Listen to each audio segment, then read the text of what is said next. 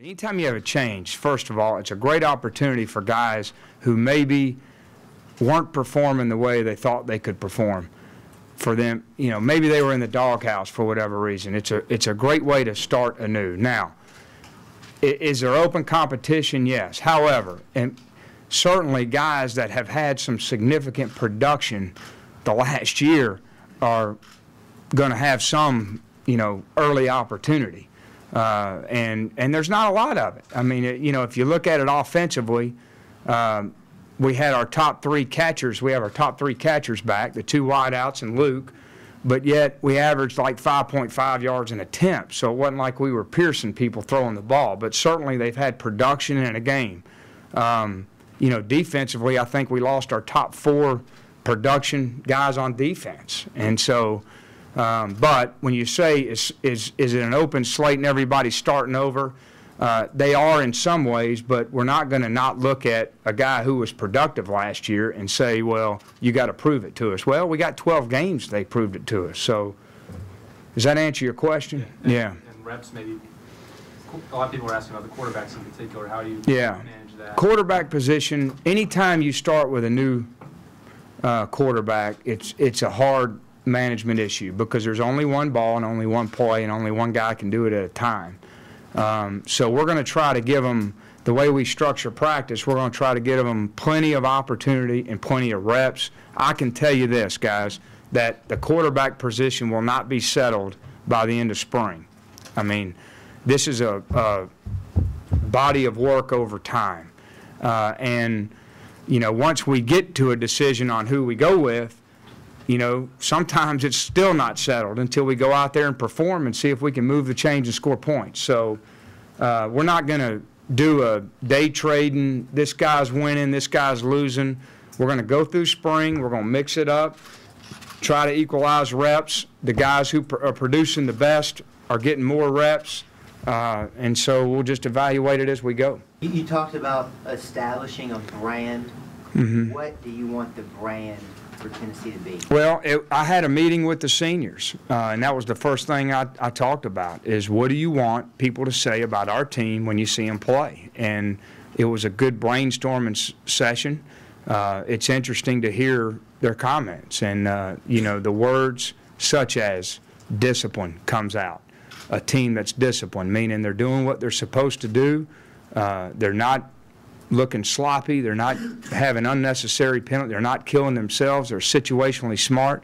Words such as toughness, which this program has always been built on, physical and mental toughness.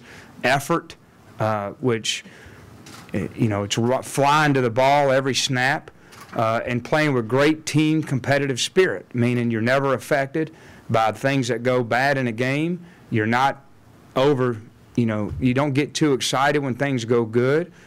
So those are kind of the intangible values that I think all teams strive to have. Now, saying that's easy. The hard part is doing it. And so how we structure our program and how we reinforce those values every day is going to be important.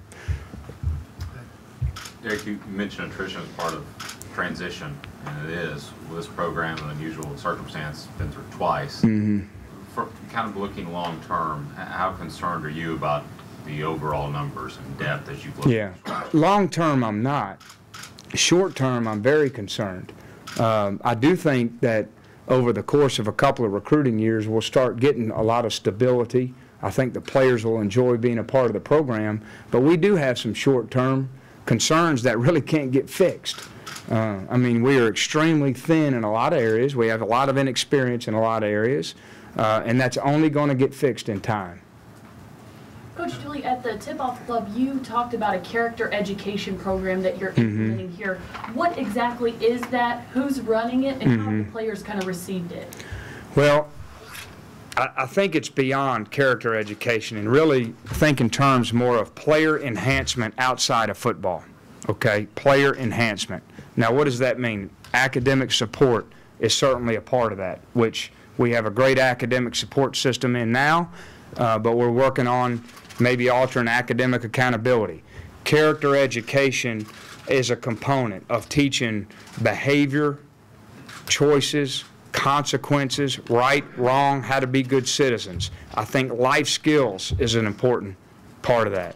I mean, these guys knowing what a credit card is, knowing what, what do you do when you go sign a lease in an apartment? What are the consequences of this?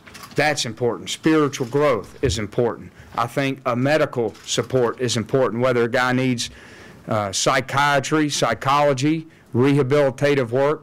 I think the mental conditioning is a component.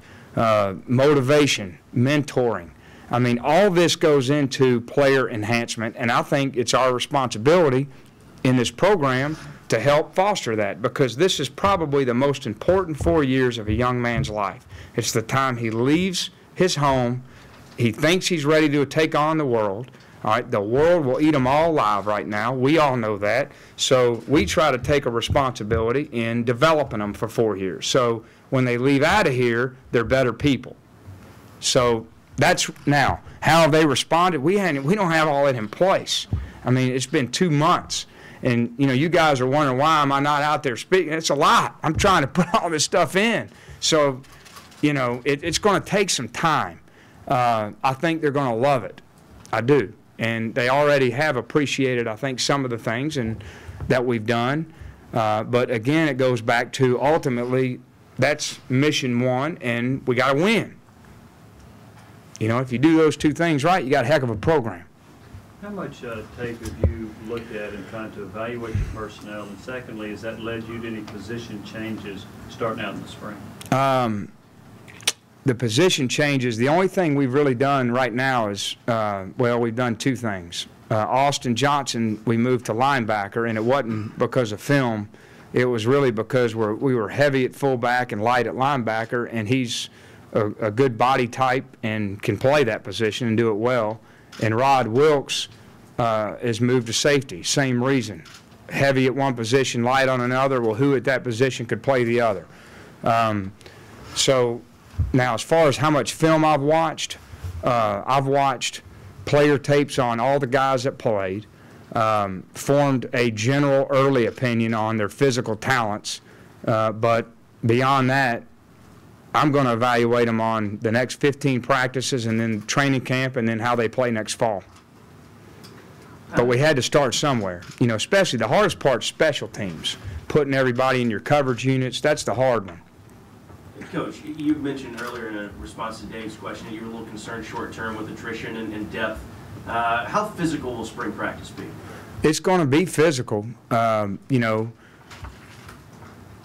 don't think it's good practice to alter everything in fear of injury, because then you got everybody healthy, but then they're not tough and they can't play. So I don't know what's worse. You go get shellacked, or you don't have the right people. They both stink. So it's going to be physical, but it's going to be the same way I've been accustomed to practice in the last 10 years, no matter what level. And there's going to be a lot of hitting, but there's a lot of staying on your feet. Not taking them to the ground and finishing the playoff. I think you can actually become a better tackling football team practicing that way. Coach, not looking at your media policy, but just in these first few months, you've managed to keep a lower profile than this program got used to in the past year. Mm-hmm. Why was that important to you, and was that something that the players maybe voiced their concern about? No, the players didn't voice any concern, but the program's not about me. It's not, and I've said that from day one. It's about the players, and everything I'm gonna do is for the players. It's their program, and whether we succeed or fail is going to ultimately be up to them. And I do think that you can get too much of a coach. I mean, there's nothing to report. There's no news. And I think people get sick of reading and hearing the guy, because ultimately I'm going to keep saying the same stuff. I mean, what else is there to talk about? And so now it's news. I mean, we start spring practice. Let's talk about it. But after spring, what do we got to talk about? I mean, there's nothing going on. They're working out, and so I guess it's my style. I'm here to represent the program, not just get in front of the media and talk.